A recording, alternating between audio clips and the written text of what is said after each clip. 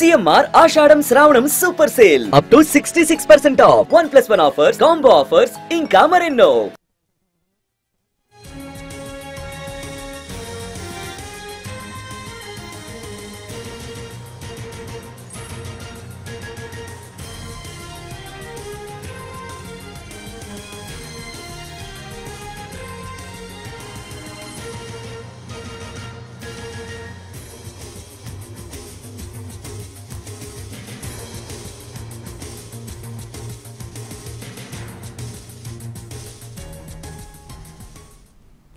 బోధన్ నియోజకవర్గంలోని పలు గ్రామాలు జల దిగ్బంధంలో చిక్కుకున్నాయి. ఖాజాపూర్, మందర్నా, హున్సా గ్రామాలు నీట మునిగాయి.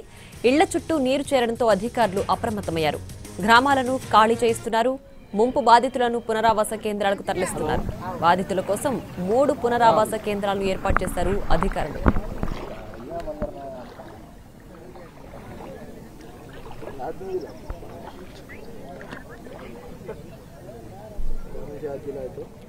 ఇక బోధన్ నియోజకవర్గంలోని పలు గ్రామాలు జల దిగ్బంధంలో చిక్కుకున్నాయి. ఖాజాపూర్, మందర్నా, హున్సా గ్రామాలు నీట మునిగాయి. దీనికి సంబంధించి పూర్తి డీటెయిల్స్ మా ప్రతినిధి సారంగపాణి లైవ్ లో అందించడానికి సిద్ధంగా ఉన్నారు.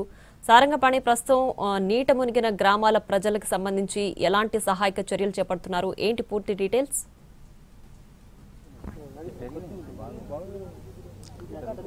ప్రియా, నిజామాబాద్ జిల్లా సాలూరా మండలం బోధన్ నియోజకవర్గానికి సంబంధించిన 3 గ్రామాలు జలదిగ్బంధంలో చిక్కుకున్నాయి. నిన్నటి నుంచి మంజీరా వాటరు ఖాజాపూర్, సాలూరా రహదారిపైకి చేరిన నేపథ్యంలో పూర్తిగా ఈ రోడ్డంతా మునిగిపోయింది. అటువైపు ఉన్న 3 గ్రామాలు ఏదైతే మందర్నా, హున్సా, ఖాజాపూర్ అనే 3 గ్రామాలు దాదాపు 3000 పైచిలకు జనాభా ఉంటున్నట్టుగా మనకైతే సమాచారం ఉంది. ఆ 3 గ్రామాల చుట్టూ వరద నీరు చేరిన నేపథ్యంలో పూర్తిగా అక్కడున్న వాళ్ళు సురక్షిత ప్రాంతాలకు కొందరు తరలి వస్తే కొంతమంది అధికారులు వాళ్ళని పునరావాస కేంద్రాలకు తరలించారు. ప్రస్తుతం ఈ రహదారి పైన మనం ఉన్నాం. రహదారి చుట్టుపక్కల చూసుకున్నట్లయితే మంజీరా వాటర్తో పూర్తిగా పంటలు తుడిచిపెట్టుకుపోయాయి.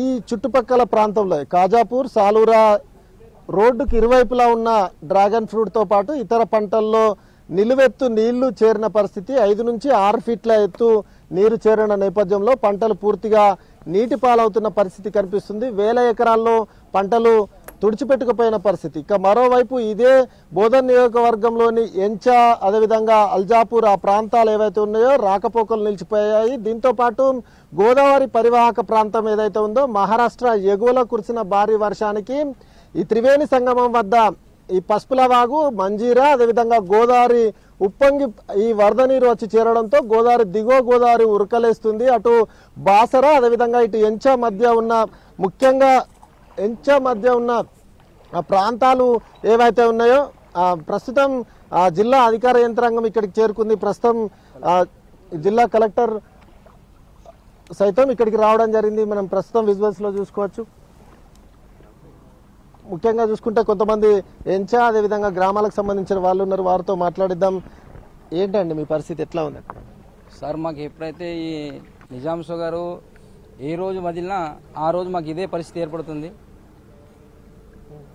నేను ఏంటంటే గ్రామ నివాసి, ఖాజాపూర్ గ్రామ నివాసి, సాలూరు మండలంలోని. గ్రామంలో ఎంతమంది ఉంటారు, ఎక్కడికి వెళ్ళారు అసలు? మేమందరం సార్ ఇప్పుడు ఇంచుమించు 2000 మంది ఉంటాం సార్ మా ఊళ్ళో, పిల్ల జిల్లా అంటే మొత్తం టోటల్గా.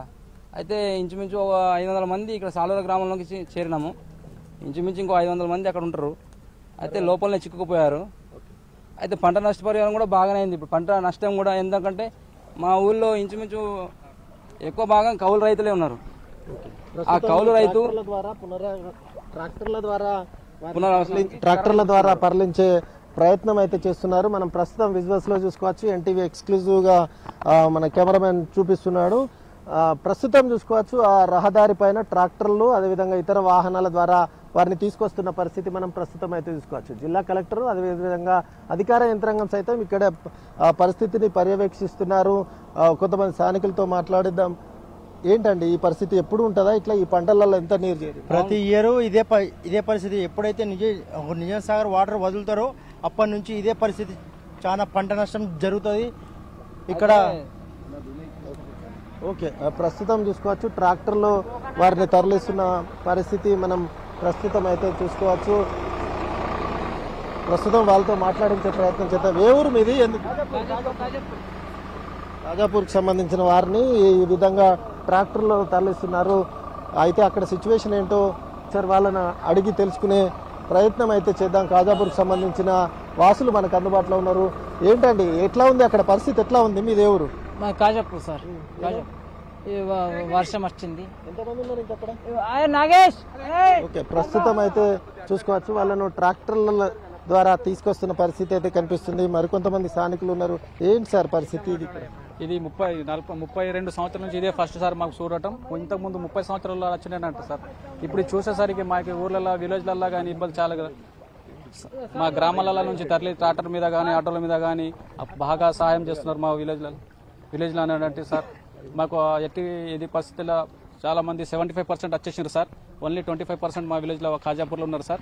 మిగతా వాళ్ళని కూడా తరలి రావడం జరుగుతుంది సార్.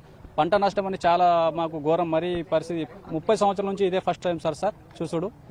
42 సంవత్సరాలు అవుతుంది సార్ మాకు చూసుడు. ఇది మాకు స్థానికులు అక్కడ నుంచి వచ్చిన వాళ్ళు ఉన్నారు. ఏంటి మీరు ట్రాక్టర్ల ద్వారా వస్తున్నారు, ఏమైంది అక్కడ? అక్కడ మొత్తం గ్రౌండ్ వాటర్ మొత్తం బ్యాక్ వాటర్ మొత్తం వచ్చేసి మంజీరా బ్యాక్ వాటర్ మొత్తం రావడం వల్ల విలేజ్లో మొత్తం వాటర్ చేరడం జరిగింది.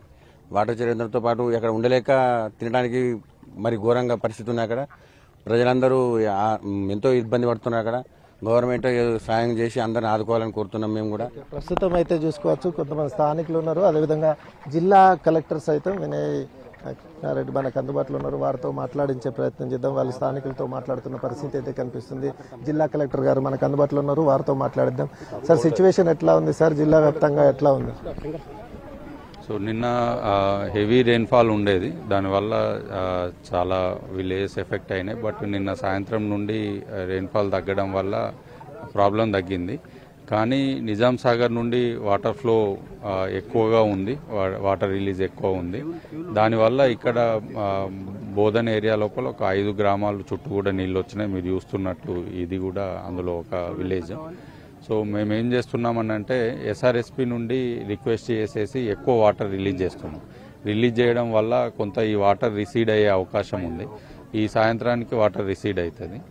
నెక్స్ట్ అయినా సరే ఎవరికైనా ఇబ్బంది ఉంది అని అంటే ఎస్డిఆర్ఎఫ్ టీము ఇప్పుడు మనకి బోధన్ లోపల వర్క్ చేస్తున్నారు, ఇక్కడ కూడా వర్క్ చేస్తున్నారు. బోట్ సహాయంతో వీలైనంత మందిని మనము సేఫ్ ప్లేస్కి కూడా ఎవాక్యుయేట్ చేసే ప్రయత్నం చేస్తాం. ప్రాంతాల్లో వర్షాలు కూడా ఉన్నట్టున్నాయి సార్. అటు మహారాష్ట్ర కావచ్చు, ఇటు మంజీరా నుంచి వచ్చే వాటర్. అవును, మంజీరా నుండి వచ్చే వాటరు ఇంకా ఎక్కువనే ఉంది. బట్ నిన్నటితో పోలిస్తే నిన్న 2 lakh క్యూసెక్స్ రిలీజ్ చేశారు, ఇవాళ 1.6కి తగ్గింది. సో మంజీరా నుండి తగ్గుతుంది, బట్ మహారాష్ట్ర నుండి అలాగే కంటిన్యూస్ ఫ్లో ఉంది. కాబట్టి మనము ఎస్ఆర్ఎస్పి లోపల ఫుల్ ఫ్లెడ్జ్డ్గా వాటర్ కాకుండా రిలీజ్ చేస్తున్నాం. రిలీజ్ చేయడం వల్ల దీని బ్యాక్ వాటర్ ఫ్లో అనేది సాయంత్రానికి తగ్గుతుంది. ఎంచా అదేవిధంగా బాసర మధ్య రాకపోకలు ఎట్లా ఉన్నాయి సార్ ఈ సో కొన్ని రోడ్స్ కట్ అయినాయి, బట్ ప్రతి విలేజ్ కూడా ఆల్టర్నేటివ్ రూట్ ఉంది. దాని ద్వారా మనము ఫ్లో అనేది ట్రాఫిక్ అనేది అలో చేస్తున్నాం. Thank you. మొత్తానికైతే నిజామాబాద్ జిల్లా వ్యాప్తంగా ఉన్న ఎవరైతే లోతట్టు ప్రాంతాల ప్రజలు ఉన్నారో వారిని సురక్షిత ప్రాంతాలకు తరలిస్తున్నాం. 5 గ్రామాలు ఎఫెక్ట్ అయ్యాయి. ప్రధానంగా ఈ సాలూరు మండలంలో 3 గ్రామాలు ఎఫెక్ట్ అయినట్టుగానైతే జిల్లా కలెక్టర్ చెప్తున్నారు. ఇప్పటికీ వాళ్ళని పునరావాస కేంద్రాలకు తరలించే ప్రక్రియ అయితే కొనసాగుతుంది. ఎవరికి ఎలాంటి ఇబ్బంది ఉండబోదని కలెక్టర్ అయితే చెప్తున్నారు. దీంతోపాటు ఆ 3 గ్రామాల ప్రజలకు ఎప్పుడు వరదలు వచ్చినా ఇదే పరిస్థితి ఎదురవుతుందని వాళ్ళైతే ఆవేదన వ్యక్తం చేస్తున్న పరిస్థితి అయితే కనిపిస్తుంది. Nalini. Right, thank you for the update.